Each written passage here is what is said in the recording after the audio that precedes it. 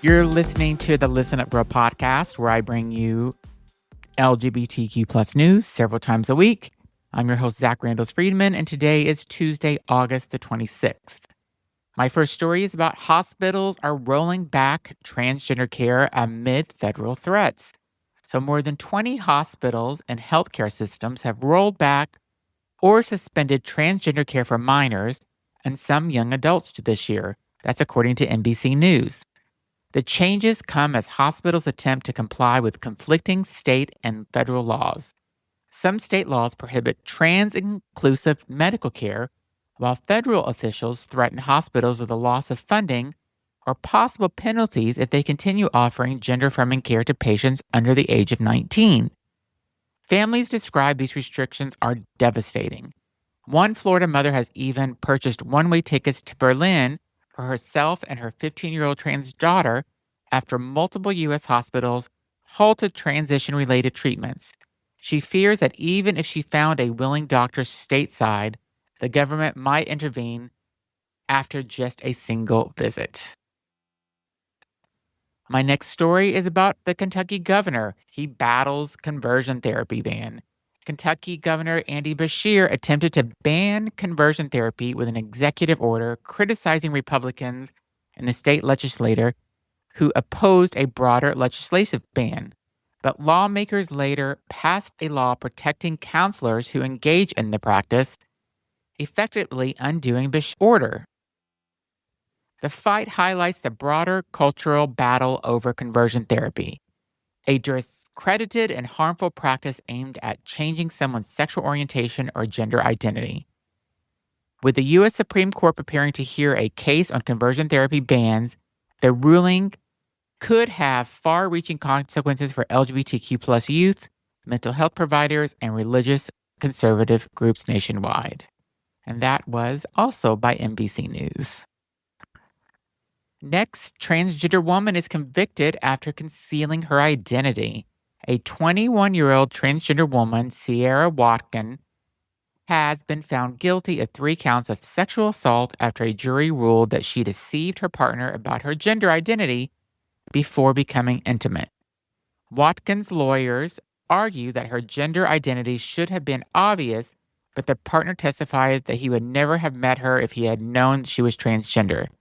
The case is already sparking debate over issues of consent, gender identity, and how the legal system treats transgender individuals in matters of sexual relationships. Next, Minnesota Vikings face backlash for male cheerleaders. That's right. The Minnesota Vikings are facing conservative backlash for including 2 male cheerleaders this season. Blaze Sheik is one of them on the squad and proudly stood alongside his teammates during the national anthem at the recent preseason game against the New England Patriots. This criticism highlights the ongoing cultural clash between traditional gender expectations in professional sports and the growing presence of LGBTQ plus and gender nonconforming athletes in mainstream media. So I don't know why people would even care if you have a male cheerleader or 2 or 5 on the field. Who cares? You're being entertained. My next story is about Snoop Dogg. You know, Snoop Dogg, who has backed and loves Trump. He is stumped by his grandson's LGBTQ question. Snoop Dogg revealed on its Giving podcast that he struggled to answer a question from his grandson about a same-sex couple. The rapper explained that while watching the movie together, his grandson asked how the female character Alicia Hawthorne and her wife were able to have a baby. Snoop admitted he was thrown for a loop and didn't know how to explain it. The story adds a broader discussion of how older generations address LGBTQ plus themes with children, especially as more queer story headlines are being representative in mainstream media. And I feel sorry for you, Snoop Dogg, if you don't know how to answer that question. I mean, if your grandson is asking the question, he's old enough to probably understand your answer if you were intelligent enough to do it. But it seems like you're probably not. You probably smoked 1 too many blunts that day and had no idea what was going on. Florida issues sweeping subpoenas for trans medical records. That's right. Former Florida attorney General Pam Bondi has issued more than 20 subpoenas demanding that hospitals and clinics turn over private medical records of transgender patients under 19. Advocates are calling the move unprecedented breach of privacy and dangerous that it could limit life-saving, gender-affirming care. One subpoena to the Children's Hospital of Philadelphia demanded nearly every document related to gender care since 2020, including billing records, encrypted texts, social security numbers, and home addresses of the patients. Legal experts say the subpoena could be a violation of both medical privacy laws and basic human rights. It is 100%. You're taking away the privacy. You're asking for their encrypted text messages. You're asking for their social security numbers. This is all private.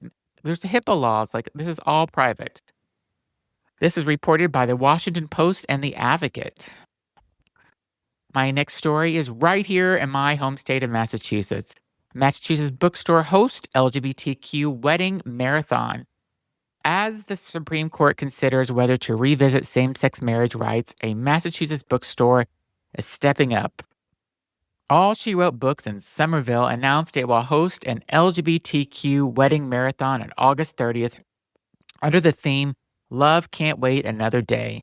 The event allows multiple couples to marry without the expense of traditional weddings as fears grow that same-sex marriage protections could be rolled back. Organizers said, "We're not interested in waiting to see what happens, and neither is our community." The event will be a celebration of love, but also a reminder of the fragile state of LGBTQ rights and the current political climate. This is reported by The Independent. And I used to live in Somerville. It's one town away from me, and I am so thankful that they are doing that.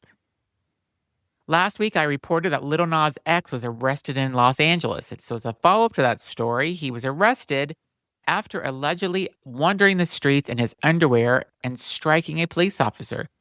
The 25-year-old faces 4 felony charges, including battery of an officer and resisting arrest.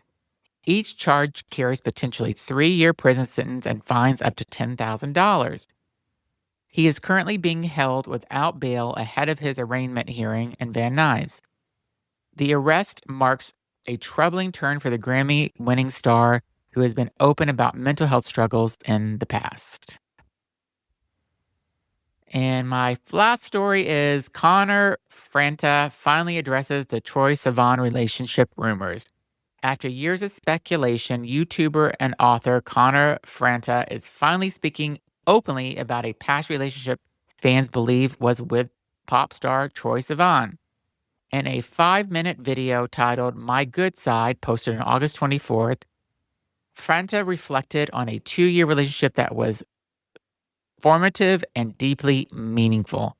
While he never named Sivan directly, the references were clear. For years, fans speculated about the pair's romantic involvement, and this video seems to confirm what many had long suspected, making a moment of closure for Franta supporters and LGBTQ fans. So that is my news for Tuesday, August 26th. Thanks for listening. Be sure to subscribe. Please leave a comment. Also, listen to my other podcast, Everything and Anything, and A Bit Gay, and it is on all of your favorite podcast platforms, plus YouTube. So thanks for listening. Have a great week.